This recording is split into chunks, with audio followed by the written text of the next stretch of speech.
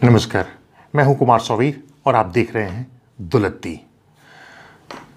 पूरा प्रदेश इस समय विवेक हत्याकांड से सहमा हुआ है बुरी तरीके से। इस हत्याकांड में प्रशासन और पुलिस के अफसरों ने जो जो करतूतें की हैं उसे देखकर किसी का भी सर शर्म से झुक जाएगा। शर्मनाक बात तो यह है कि हत्या के बाद एसएसपी कलानिधि नैथानी अपनी पुलिसिया कलाकारी में जुटे थे और हत्यारों को बचाने की पूरी साजिशें बुन रहे थे। वहीं यहाँ के लखनऊ के डीएम हैं कौशल राज शर्मा, वो अपनी बेशर्मी पर आमादा होकर विवेक के घर पहुंच गए और विवेक की विधवा को बुरी तरह डांटने लगे, चिल्लाने लगे। इसका बयान दिया है उनकी बेटी ने। उधर डीजीपी ओपी सिंह तो बिल्कुल कमाल कर गए, बिल्कुल बकलोल की हालत में आ गए। किसी मासूम चॉकलेटी बॉय की तरह ओपी सिंह ने जो भी बयान दिया वो झूठा तो था ही, साथ ही साथ लापरवाही और बेशर्मी की चाशनी से भी लिपटा हुआ था। यह है प्रशांत चौधरी, जो डीजीपी ओपी सिंह और एसएसपी कलानिधि नैथानी का चहेता सिपाही है। एप्पल के एरिया मैनेजर विवेक को इसी हत्यारे ने मौत के घाट उतारा था। इस इलाके में प्रशांत चौधरी की दहशत है। इस पूरे इलाके में जितने भी ठेले गुमटे वाले हैं, छोटे मोटे दुकानदार हैं, वे प्रशांत चौधरी को पीसी डॉन के तौर पर पहचानते हैं। किसी को भी पकड़ लेना, उनसे पैसा उगा लेना, किसी को भी बेइज्जत कर देना, गुजरती महिलाओं पर कमेंट पास कर देना प्रशांत का शगल है। बताते हैं कि इस अदने से सिपाही की रोजाना की उगाही 10,000 रुपए से भी ज़्यादा की रही है और इसी हत्यारे प्रशांत चौधरी की आवभगत पुलिस के बड़े अफसरों और पुलिस वालों ने खूब की।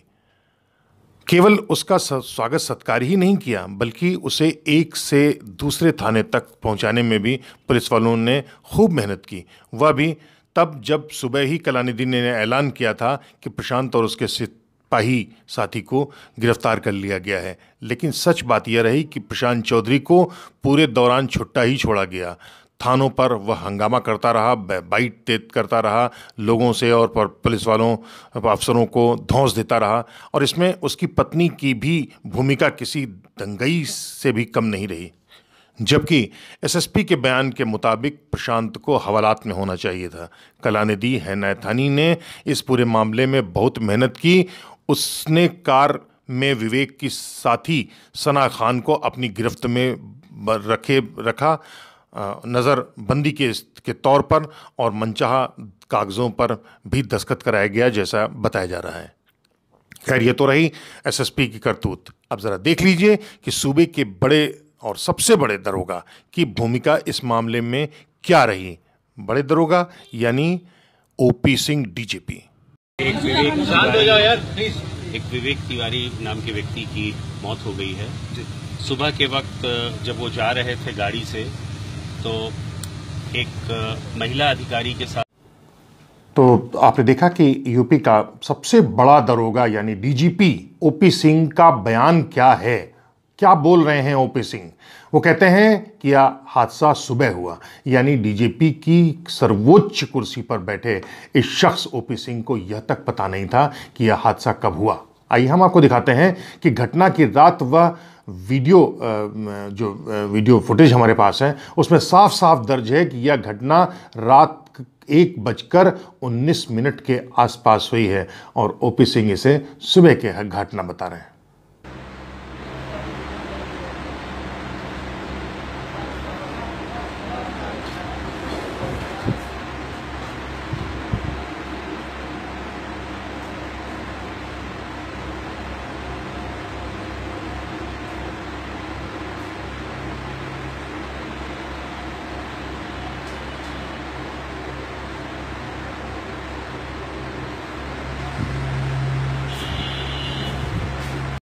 और उनको एक जगह वहाँ पे खड़ी थी गाड़ी और उनको एक जगह वहाँ पे खड़ी थी गाड़ी और उनको एक जगह वहाँ पे खड़ी थी गाड़ी। मेरे दो सिपाही जो चेतक का जो हमारा वो रहता है उसमें वो थे और उन्होंने इंटरसेप्ट किया और उनसे कहा कि आप बाहर निकल कर बताएं क्या है। वो निकलने से रिफ्यूज़ किया और उन्होंने गाड़ी स्टार्ट करके मेरे कांस्टेबल्स पे चढ़ाने की, मोटरसाइकिल पे चढ़ाने की कोशिश की और सेल्फ डिफेंस में, जैसा कांस्टेबल से बताया कि सेल्फ डिफेंस में उसने एक गोली चलाई, गोली उसके चिन पे लगी है और बाद में गाड़ी जाकर वो एक्सीडेंट हो गई और उसकी मौत। इतना ही नहीं, डीजीपी ओपी सिंह का बयान है कि उन्होंने हादसे के समय जब पुलिस वालों ने कार से बाहर निकलने के लिए वहां बैठे लोगों को आदेश दिया, उस समय कार खड़ी हुई थी। मगर सच बात यह है कि इस मामले में ओपी सिंह बिल्कुल नंगा दिखाई पड़ रहे हैं। ओपी सिंह के बयान के ठीक उलट विवेक के साथ तब कार में बैठी सना खान का जरा बयान सुन लीजिए, जिसमें सना साफ साफ कह रही है कि उस वक्त कार खड़ी नहीं थी बल्कि चल रही थी और पुलिस वालों ने उसे जबरन रोककर अभद्रता करना शुरू कर दिया था। आपसे पुलिस ने कुछ कहा? पुलिस ये कह रही है कि आप लोग की गाड़ी खड़ी हुई थी और संदिग्ध अवस्था में थे, नहीं बिल्कुल, तब उन्होंने रोकने की गाड़ी में आपत्तिजनक वस्तु थी, गाड़ी चल रही थी। चलो ये भी मान लेते हैं कि इस घटना पर सना खान साफ साफ झूठ बोल रही है, लेकिन ओपी सिंह के झूठ का अकाट्य प्रमाण हमारे पास मौजूद है और वह है वो वीडियो जो उस वक्त एक मकान पर लगे सीसीटीवी कैमरे में कैद हुआ। उस वीडियो में विवेक तिवारी की कार गुजरती हुई साफ साफ दिख रही है। कहने की जरूरत नहीं है कि इस वीडियो को देखते हुए कोई शक नहीं रह गया है कि डीजीपी ओपी सिंह इस पूरे मामले में झूठ बोल रहे हैं।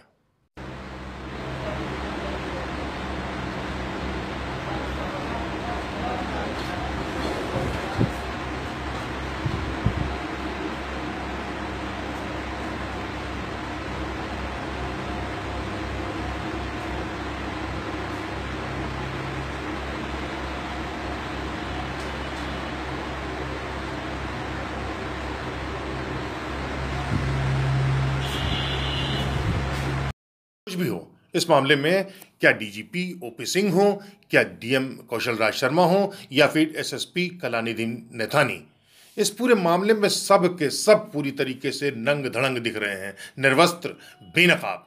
लेकिन ऐसा नहीं है कि हुकूमत को एहसास नहीं है। योगी आदित्यनाथ मुख्यमंत्री ने इस मामले पर कड़ा रुख अपनाया है। इसके पहले भी पुलिस की करतूतों से योगी काफ़ी नाराज चल रहे थे।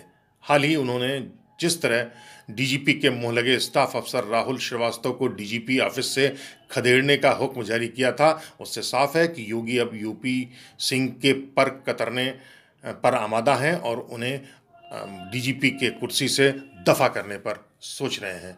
बताते हैं कि राहुल श्रीवास्तव का यह तबादला सीधे मुख्यमंत्री कार्यालय के हस्तक्षेप से हुआ था।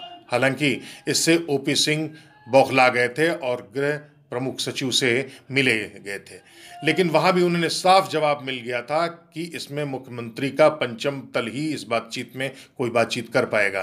खबरचियों के मुताबिक जब ओपी सिंह पंचम तल पर पहुंचे तो टका सवा जवाब मिल गया कि इस मामले में योगी जी से ही बातचीत कीजिए, मुख्यमंत्री के अलावा कोई भी बातचीत नहीं करेगा। और उसके बाद से ओपी सिंह दिन रात छटपटा रहे हैं, लेकिन सूत्र बताते हैं कि योगी ने ओपी सिंह को घास नहीं डाली है। आम आदमी को दहला देने वाली इस हादसे के बाद अगर जल्दी ही अपनी चुसनी चूसने की हालत में पहुंच चुके डीजीपी ओपी सिंह विधवा बकैती पर आमादा डीएम कौशल राज शर्मा और हत्यारों के पक्ष में सुविधाजनक माहौल बनाने और तथ्यों को तोड़ने मरोड़ने वाले कलाकार एसएसपी कलानिधि नैथानी पर सरकार अगर कोई बड़ा फैसला जल्दी ही लेने वाला हो तो इसमें कोई अचरज की बात नहीं होगी। तो यह तो रही विवेक तिवारी की हत्या में नंगे हो चुके डीजीपी, डीएम और एसएसपी की करतूतें। अगली बार हम फिर हाजिर होंगे नए तथ्य के साथ, नए माहौल में और नए सवालों के साथ साथ नई शख्सियों के साथ भी हाजिर होंगे। तब तक दुलत्ती के लिए कुमार सोहिल को इजाज़त दीजिए। नमस्कार।